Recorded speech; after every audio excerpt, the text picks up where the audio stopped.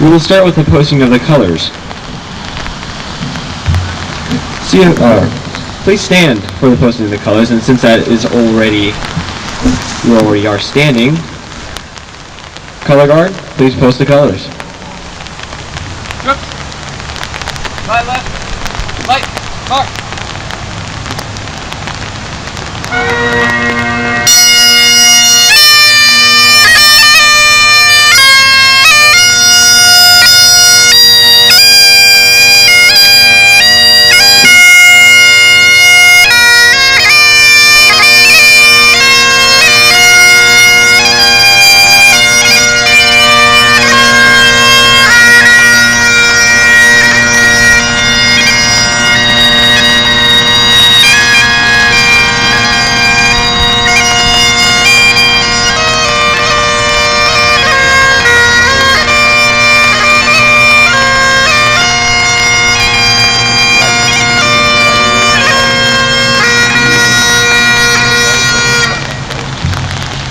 Everyone, please join me in the Pledge of Allegiance. I pledge allegiance to the flag of the United States of America and to the republic for which it stands, one nation, under God, indivisible, with liberty and justice for all. 2. And now I would like to introduce Mr. Michael Adkins, who will sing the national anthem.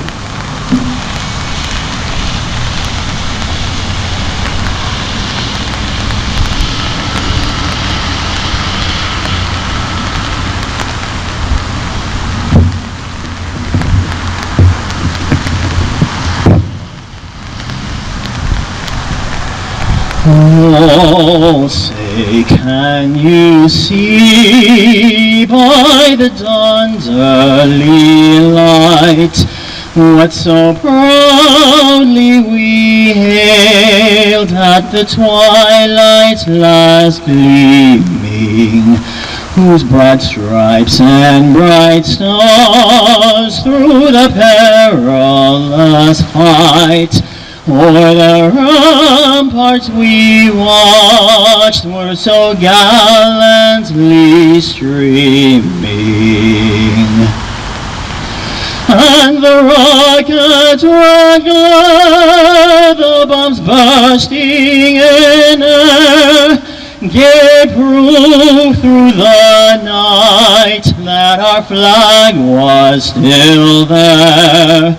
Oh, say, does that star-spangled banner yet wave o'er the land of the free and the home of the brave?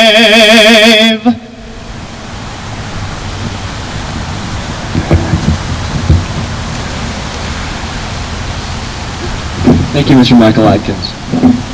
And now I'd like to introduce Mr. Rick Kenosha, who will give the invocation.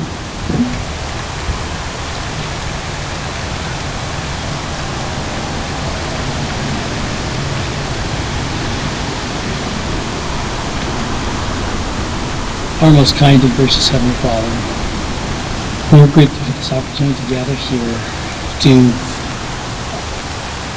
retire the symbol of our country.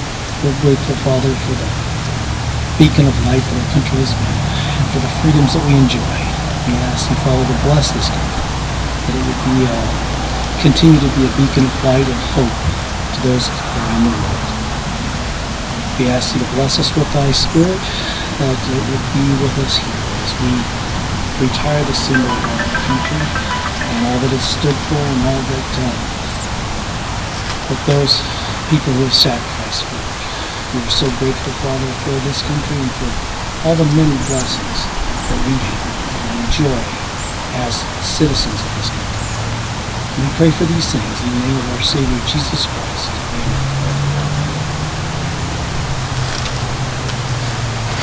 And thank you, Mr. Kenosha. Now, U.S. Code Title, Title 36, Section 176 states, "The flag, when it is in such condition that it is no longer a fitting emblem for display, should be destroyed in a dignified way, preferably by burning.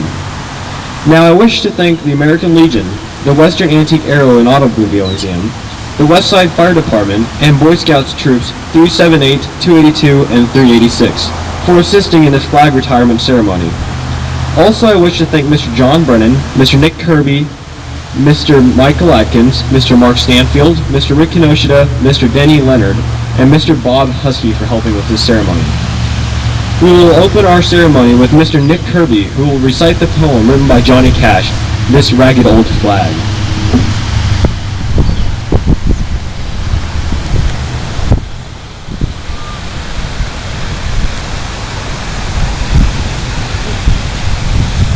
I went to the courthouse down at the square. On a park bench, an old man was sitting there. I said, "Your old courthouse is kind of run down." He looked up at me and said, "Nah, it'll do for our little town." I said, "Your old flagpole has leaned a little bit, and that's a ragged old flag you have hanging on it." He said, "Have a seat." So I sat down. "Is this the first time you've been to our little town?" I said, "I think it is." He said, "I don't like to brag, but we're kind of proud of that ragged old flag. You see, we got a little hole in that flag there when Washington took it across the Delaware. She got powder burns the night that Francis Scott Key sat watching them writing, 'Oh, say, can you see?' She got a bad rip at New Orleans of Pakenham and Jackson tugging at her seams. And she almost fell at the Alamo beside the Texas flag, but she waved on, though. She got cut with a sword at Chancellorsville. She got cut again at Shiloh Hill. There was Robert E. Lee, Beauregard, and Bragg, and the south wind blew hard on that ragged old flag. On Flanders Field in World War I, she got a big hole from a Bertha gun. She turned blood red in World War II, and she's hung limp and low a time or two. She was in Korea and Vietnam, and now Iraq and Afghanistan. She's went where she was sent by her Uncle Sam. She's waved from the ships upon the briny foam, and now they've about quit waving her here at home. In her own good land, she's been abused. She's been burned, dishonored, denied, refused.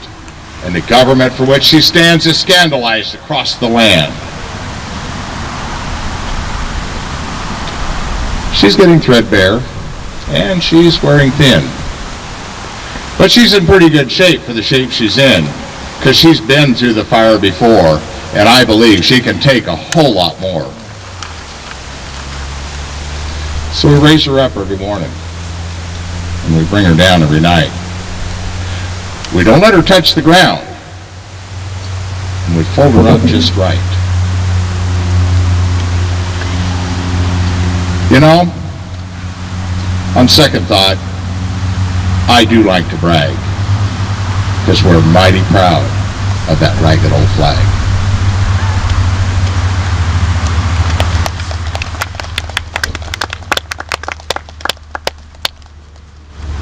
Thank you, Mr. Nick Kirby.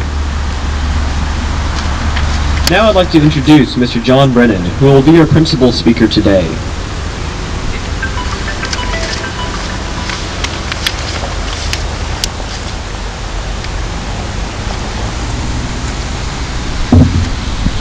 Many of you do not know me and may be wondering what my credentials are for speaking to you today. First, my father was a pilot in World War II in the U.S. Army Air Forces. He didn't fly the B-29 or the B-17 or even the B-25. He didn't fly the Thunderbolt or the P-51 Mustang. He flew an airplane nicknamed the Flying Coffin. It was the largest twin-engine aircraft in its day, the C-46 Commando. He, with thousands of others, flew supplies from India into China over the southern Himalayas. They were the hump pilots of the China-Burma-India theater of World War II. Keeping China supplied in their fight with Japan was crucial. For every Japanese soldier tied up in the conflict with China meant one less soldier shooting at American forces, moving relentlessly toward Japan. Flying the hump was every bit as dangerous as flying in any other theater of war. This was high-altitude aviation in cold, unpressurized aircraft. There were few, if any, aids to navigation, and the weather, if predictable at all, predicted disaster. Add to this the reputation of the flying coffin for exploding in flight without warning or explanation. As an example of these treacherous conditions, on my dad's second round trip from Chaboa, India to Kunming, China, while returning to Chaboa, they were above the clouds at night, had lost their radios and their navigation. They were long overdue and nearly out of fuel. My dad left his co-pilot's seat and walked back to the cargo door. He opened it and stood looking at the clouds below. He offered a prayer something like this: "Dear God, we don't know where we are, but you do. Please help us." The clouds slowly thinned, and he saw below the lights of Chaboa. He quickly scrambled forward and told the pilot to descend through the clouds. They were over the valley, but the pilot refused. So Dad gathered the rest of the crew, and they bailed out. He landed safely and was back at the base by daylight. Meanwhile, the pilot, all alone, low on fuel, realized that Brennan was sure enough of their position that he bailed out. So with shaky confidence, he descended through the clouds, broke out, and landed with engines dying on rollout due to fuel starvation. This is just one story of millions told by soldiers, sailors, airmen, and Marines, men and women of the greatest generation. My turn came years later. When I graduated from high school in 1966, the Vietnam War was nearing its peak in terms of troops on the ground, in the air, and on the sea. I can credit the war with one great accomplishment for me. I enrolled in college and earned my Bachelor of Science degree.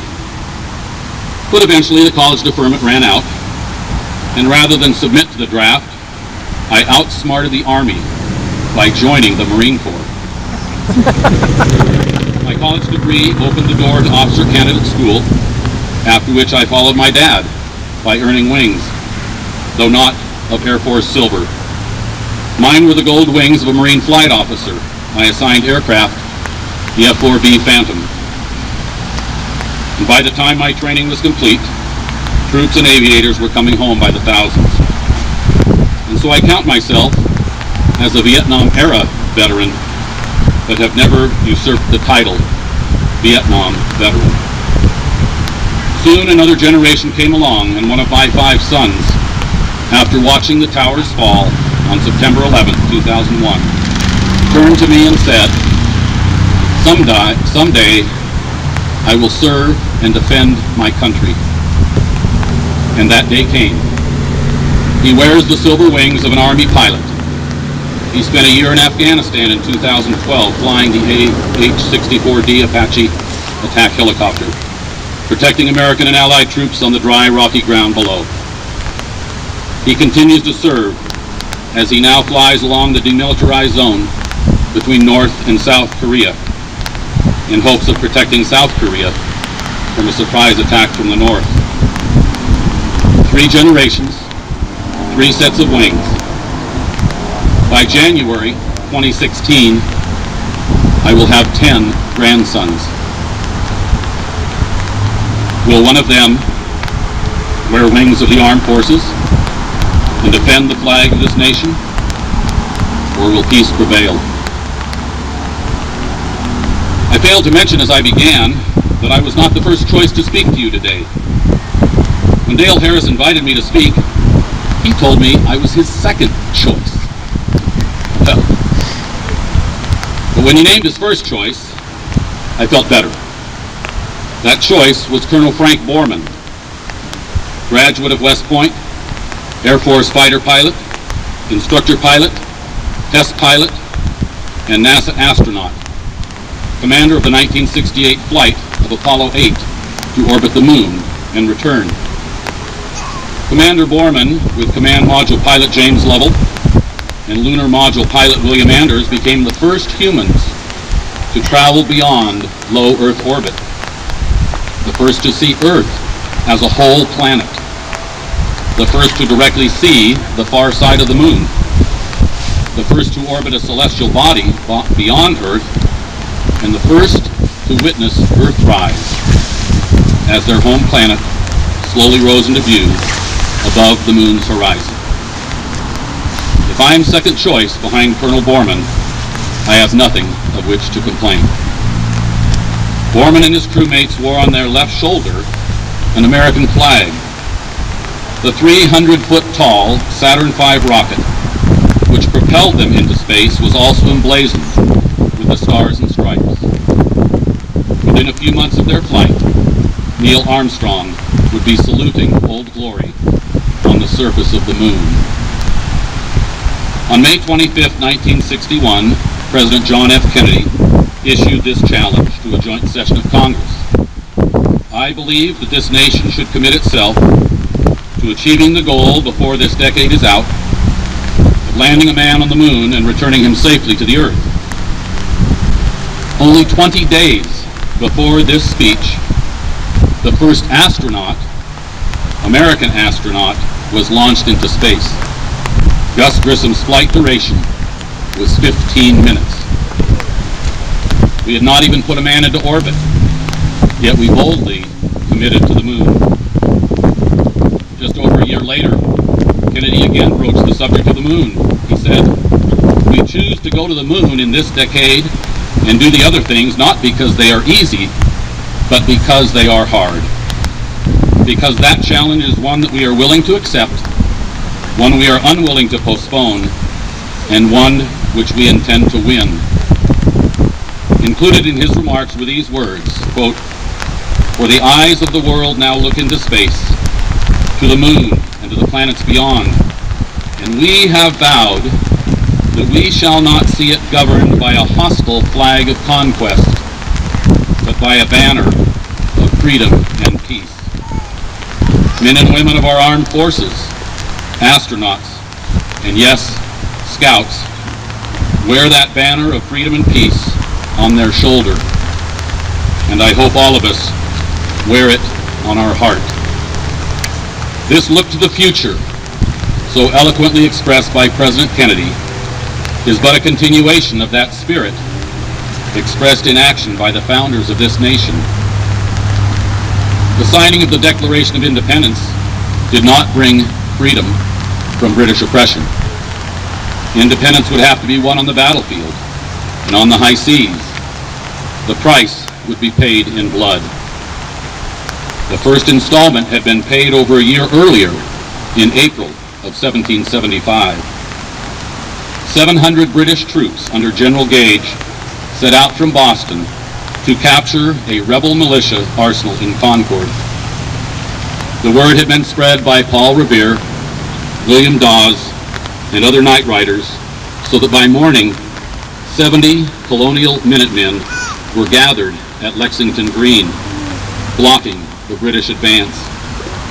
When ordered to disperse, the Minutemen began to comply, but suddenly a shot rang out.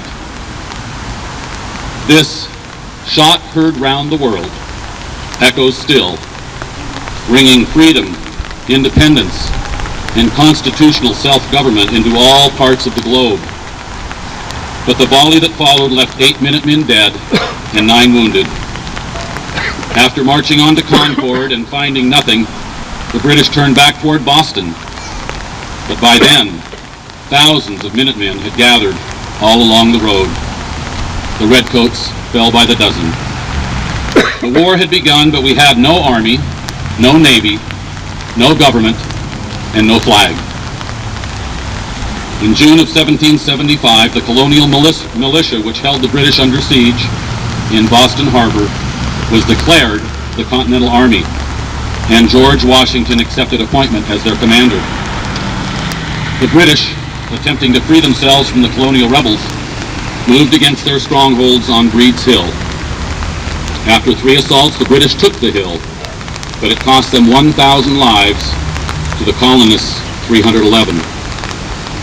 This misnamed Battle of Bunker Hill would prove to be the deadliest battle of the war, and beyond the battlefield, Patriot spies were hung or shot without trial.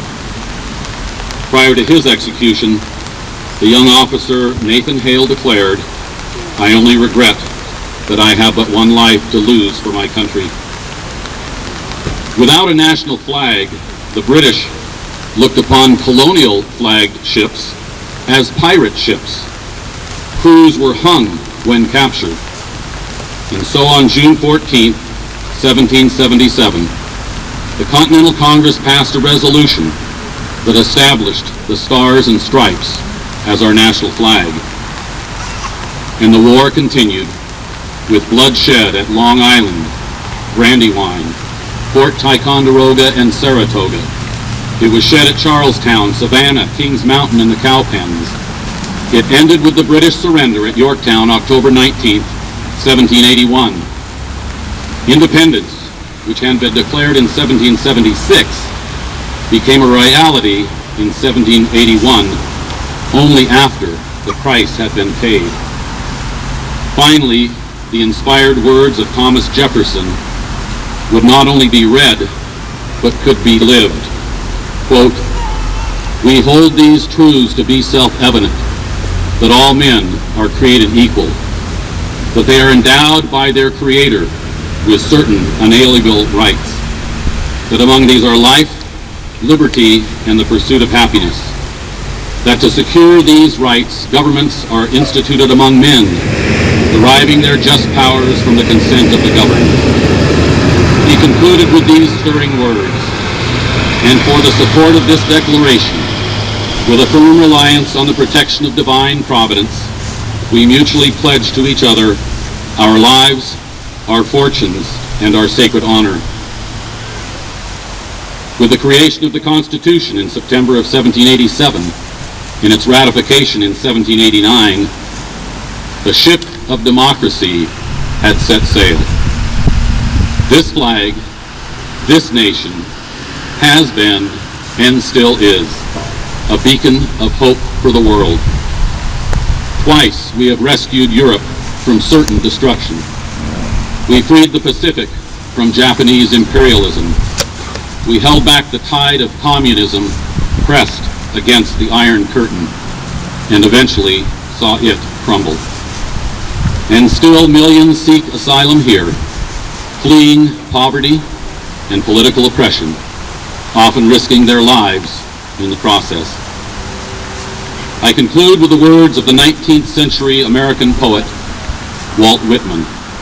Quote, "Sail, sail thy best, ship of democracy. Of value is thy freight. 'Tis not the present only, the past is also stored in thee. Thou holdest not the venture of thyself alone, not of thy western continent alone. Earth's resume entire floats on thy keel, O ship, is steadied by thy spars. With thee time voyages in trust. The antecedent nations sink or swim with thee. With all their ancient struggles, martyrs, heroes, epics, wars, thou bearest the other continents. Theirs as much as thine, the destination, port triumphant. Steer then with good strong hand and wary eye, O helmsman, thou carriest great companions." End quote.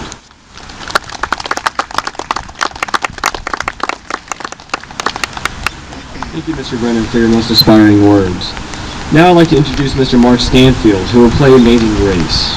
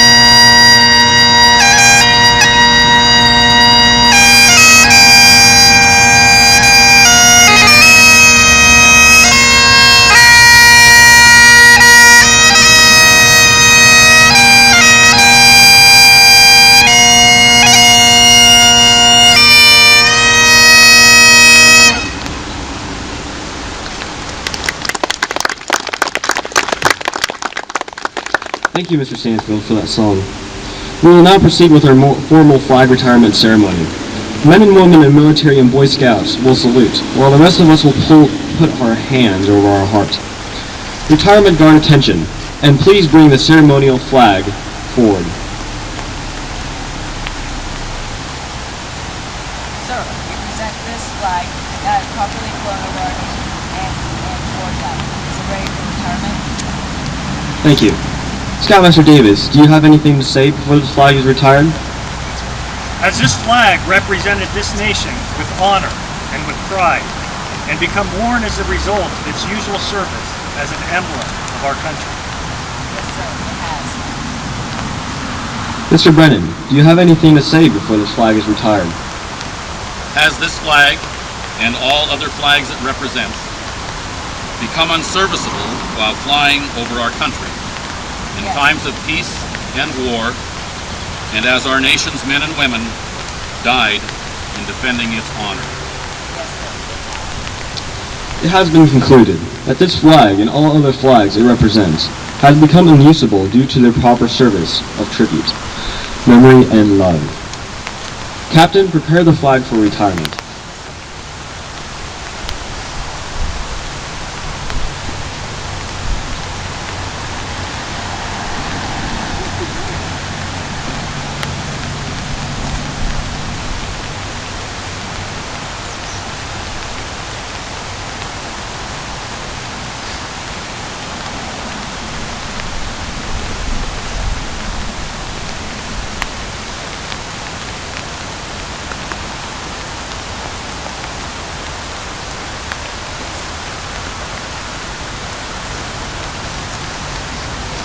Now we join with Mr. Adkins in singing God Bless America.